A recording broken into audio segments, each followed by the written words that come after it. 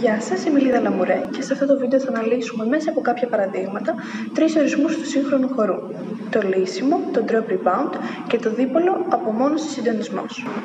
Ας ξεκινήσουμε με το λύσιμο. Το λύσιμο είναι η ακαριαία απελευθέρωση της ενέργειας ενός οποιοδήποτε σημείου του σώματος, το οποίο βρίσκεται αρχικά σε κατάσταση έντασης.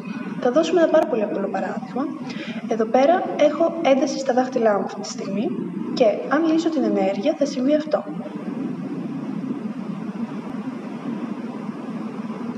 Πολλές φορές το μπερδεύουμε με το χαλάρωμα, το οποίο είναι η σταδιακή απελευθέρωση της ενέργειας ενός σημείου του σώματος, το οποίο αρχικά βρίσκεται σε κατάσταση έντασης πάλι, και ένα παράδειγμα είναι αυτό.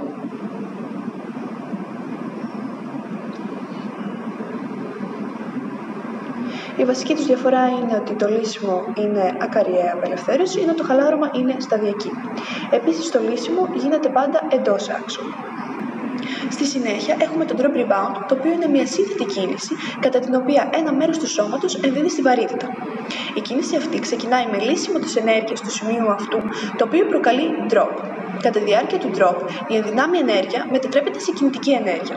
Στη συνέχεια έχουμε την αντανακλαστική αντίδραση στο drop, που είναι το rebound, μια μικρή ταλάντωση, που κατά τη διάρκεια του ένα μέρος της κινητικής ενέργειας μετατρέπεται ξανά σε ενδυνάμει ενέργεια.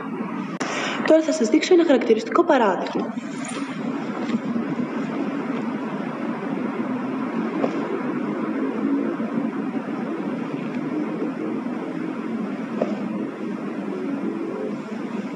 Με το rebound, το σημείο δεν επανέρχεται στην αρχική του θέση, αλλά πραγματοποιεί φθήνουσα ταλάντωση. Αν επιθυμούμε να επανέλθει στην αρχική του θέση, θα κάνουμε οδηγημένη επαναφορά. Το drop rebound γίνεται εντός και εκτός άξονα. Σύμφωνα με το Χωσέ Λιμόν, το drop rebound εκτός άξονα γίνεται από το υψηλότερο σημείο του σώματος, το οποίο είναι η κορυφή του κεφαλιού. Και τώρα θα σας δείξω ένα κομμάτι από την άσκηση του Χωσέ Λιμόν.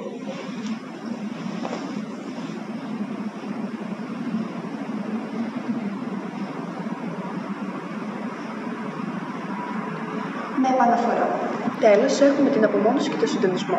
Απομόνωση είναι η κίνηση ενός μέρους του σώματος, το οποίο δεν παρασέρνει και δεν επηρεάζει άλλα μέρη του σώματος. Ενώ συντονισμός είναι η ταυτόχρονη εκτέλεση ίδιων ή διαφορετικών κινήσεων, σε ίδιο ή διαφορετικό ρυθμό, από 2 ή περισσότερα απομονωμένα μέρη του σώματος. Τώρα θα δείξουμε ένα παράδειγμα κατά το οποίο θα ξεκινήσουμε αρχικά να απομονώνουμε μέρη του σώματος και στη συνέχεια θα τα συντονίσουμε όλα μαζί. Απομονώνω πρώτα το δεξί του χέρι, μετά το αριστερό και ύστερα το πόδι. Και όλα αυτά σε συντονισμό κάνουν αυτό.